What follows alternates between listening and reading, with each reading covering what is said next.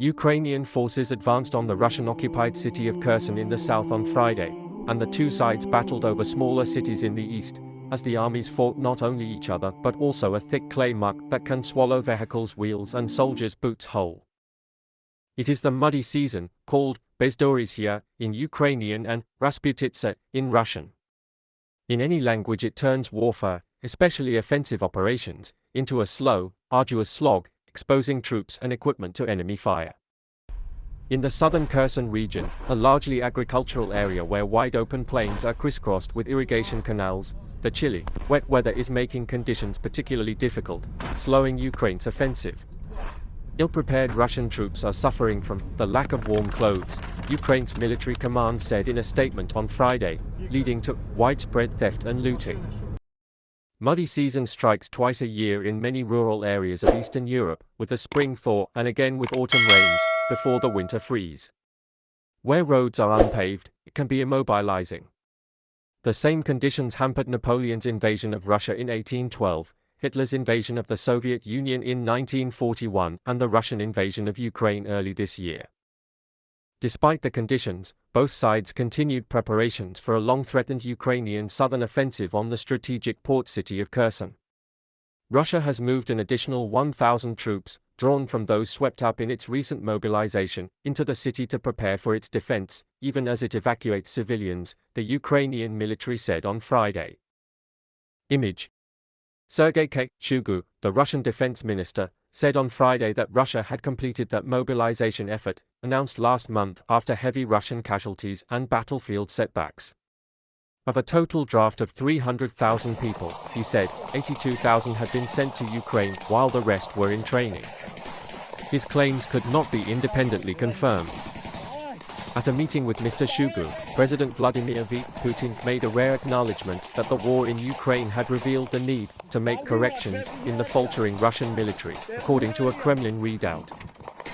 The conscription sent shock waves through Russian society, which Mr. Putin had tried to shield from the consequences of war, and it was, by the Kremlin's own admission, badly managed. The draft prompted a mass exodus of young men from Russia, and, though open criticism of the Kremlin is increasingly rare and dangerous, widespread protests and even questioning of the invasion on state TV. At the same time, hawks have complained that the war is not being waged vigorously enough. Ksenia Sobchak, an occasional critic of Mr. Putin and a media star once called the Russian Paris Hilton, left the country and entered Lithuania on Thursday, the Lithuanian government said, shortly after Russian security officers searched her home and arrested an executive of her media company. A mercurial figure, Ms. Sobchak ran for president against Mr. Putin in 2018, in a candidacy that critics dismissed as a move cooked up with the Kremlin to give the appearance of real choice in the contest. Prone to flip-flopping between mild criticism of the government and cheerleading, Ms. Sobchak, the goddaughter of Mr. Putin, is often mocked by more determined dissidents. Fighting also raged Friday in eastern Ukraine, where Ukrainian forces are trying to surround the strategically important city of Kreminna in the Luhansk region. About 30 miles to the southwest, the Russians continued their frontal assaults on the battered city of Bakhmut in the Donetsk region. In April, Moscow's forces captured Kreminna, home to about 18,000 people before the war, and by July had taken full control of Luhansk. But a Ukrainian counteroffensive that started in early September has regained a foothold in the region. Kreminna sits astride a vital Russian logistical artery used to supply units in Luhansk and Donetsk, so its loss would further damage Russia's faltering war effort. Russian military bloggers released video footage of Moscow's forces employing TOS-1 thermobaric multiple-launch rocket systems to slow the Ukrainian advance. Thermobaric weapons, also called fuel-air explosives or vacuum bombs, create much larger blast waves than traditional explosives, doing indiscriminate damage. The Institute for the Study of War, a Washington-based research organization, said the use of the powerful system could indicate either that the Russians are prioritizing the area, or that Russian forces lack sufficient artillery systems or ammunition more appropriate for standard fire missions.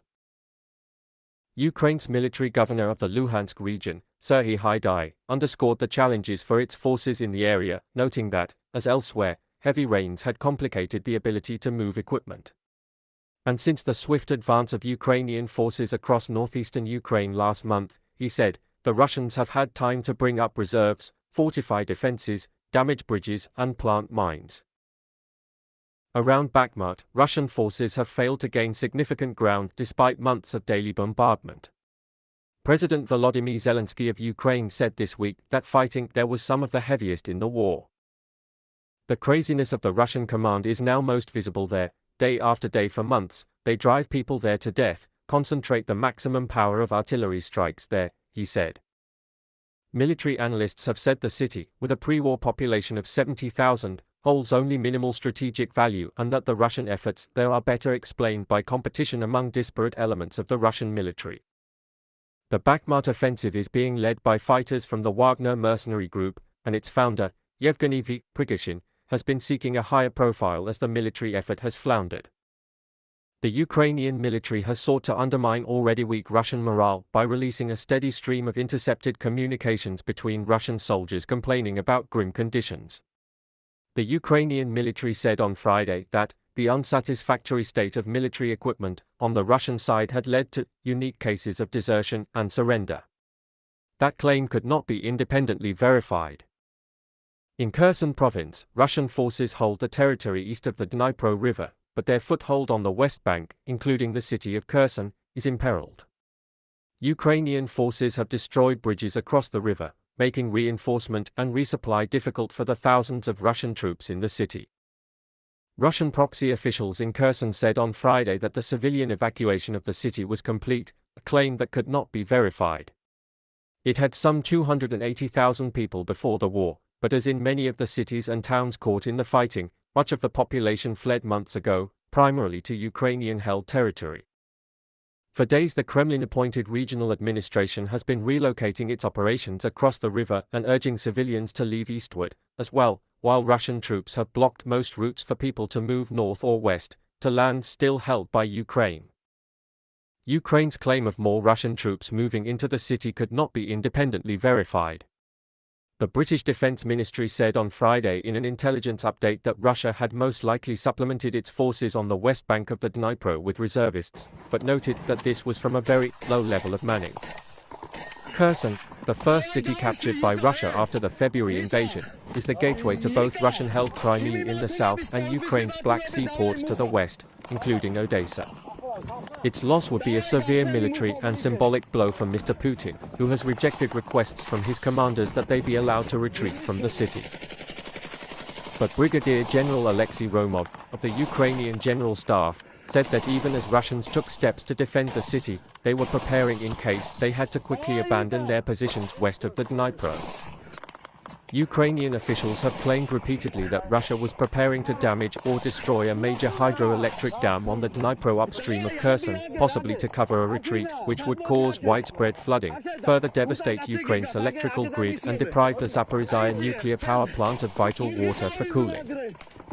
But Mr. Zelensky, speaking to the Italian newspaper Corriere della Sera this week, said that he did not see evidence of Russian forces fleeing Kherson. He said they might be trying to lure Ukrainians into advancing too quickly. They are not ready to leave Kherson, he said, adding that the longer it takes Ukrainian forces to drive the Russians out of the city, the more dire the conditions will be for any civilians who remain. It's difficult because the price is people, he said. Thanks for joining us in the Watchtower. Don't forget to hit the like and subscribe buttons. We'd recommend you watch this video next.